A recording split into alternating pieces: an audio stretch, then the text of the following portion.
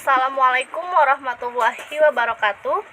Perkenalkan, nama saya Anissa Mutmainnah dari kelas R2A.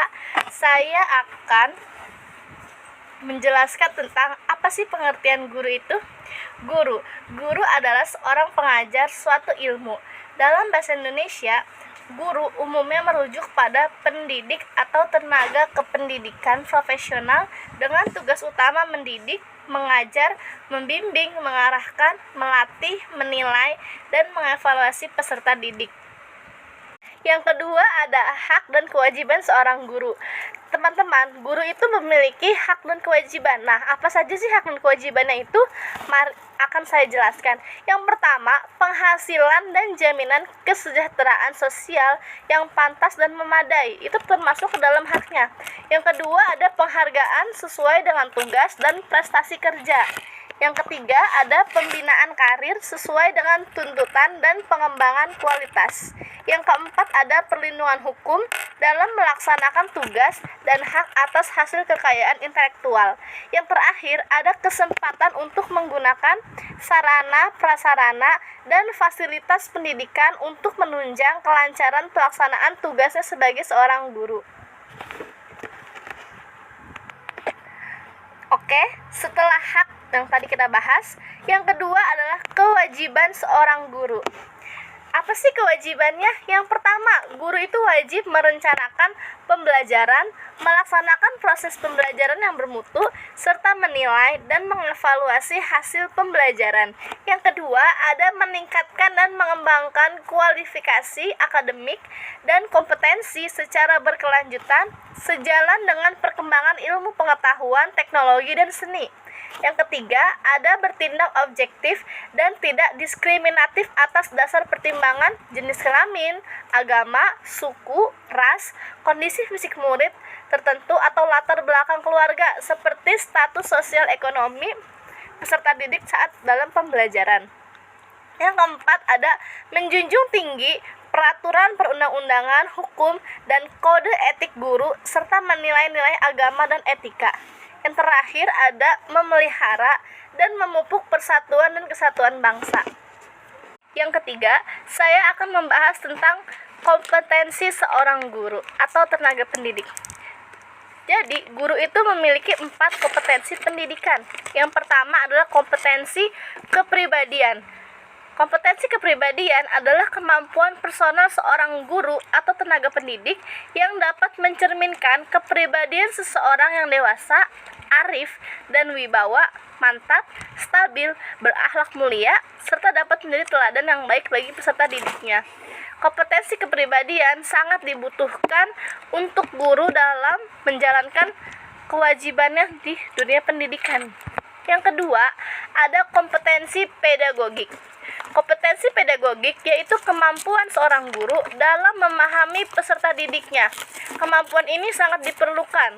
Perancangan dan pelaksanaan pembelajaran pengembangan peserta didik dan evaluasi hasil belajar peserta didik untuk mengaktualisasi potensi yang mereka miliki.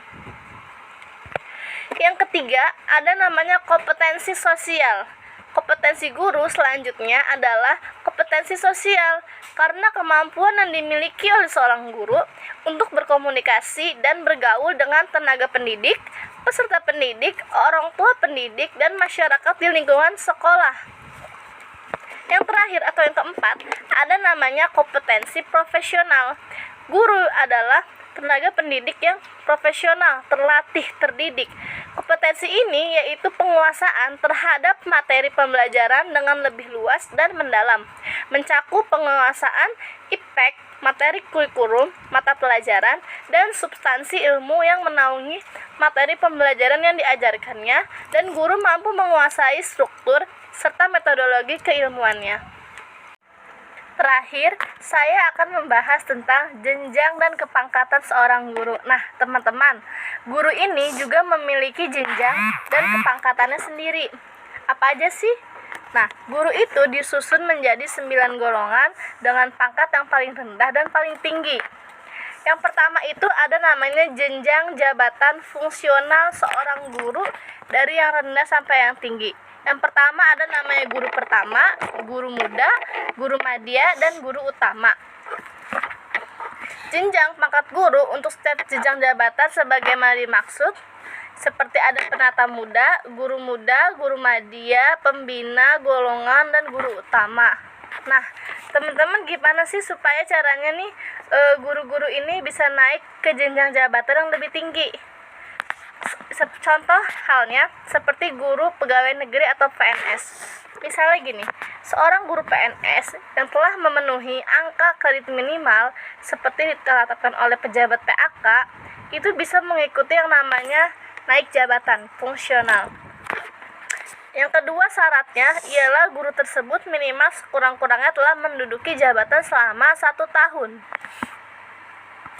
Kenapa? Karena ada yang namanya syarat atau standar minimal kenaikan jabatan, teman-teman. Jadi kalau misalnya masih baru sebulan, 2 bulan, itu belum bisa naik jabatan. Tapi minimal 1 tahun dari setelah diangkat menjadi pegawai negeri, itu bisa naik pangkat, teman-teman. Nah, yang kedua itu dengan sekolah lagi atau berpendidikan lagi. Misalnya gini, awalnya guru ini S1, tapi karena misalnya dia ingin naik jabatan ke jabatan fungsional yang lebih bagus atau lebih tinggi, maka beliau sekolah lagi untuk menggelar yang lebih tinggi. Misalnya untuk dari S1 jadi S2, artinya beliau memiliki gelar lagi nanti di belakangnya. Dan ini akan terjadi kemungkinan yang cukup signifikan untuk kenaikan jabatan pangkat seorang guru, karena telah memenuhi syaratnya, yaitu guru itu juga harus memiliki pendidikan formal yang harus diurus. Jangan sampai tidak tepat karena akan menjadi bumerang sendiri bagi kelanjutan karir guru tersebut.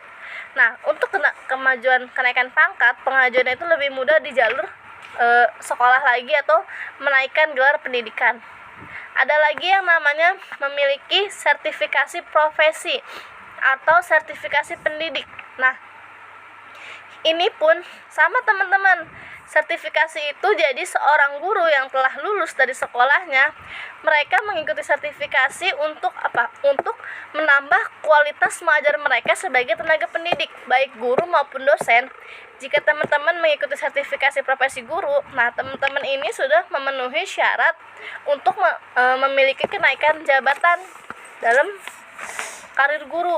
Kenapa? Karena istilahnya teman-teman ini setingkat lebih tinggi dibanding yang lain kalau teman-teman memiliki sertifikasi profesi pendidikan atau yang kita bilang dengan namanya program PPG. Nah, program profesi guru itu sertifikasi guru atau SERDIK, sertifikasi pendidik. Nah, untuk guru-guru di tingkat ini mereka akan sekolah lagi, mereka belajar lagi untuk meningkatkan kualitas ngajar mereka agar semakin bagus.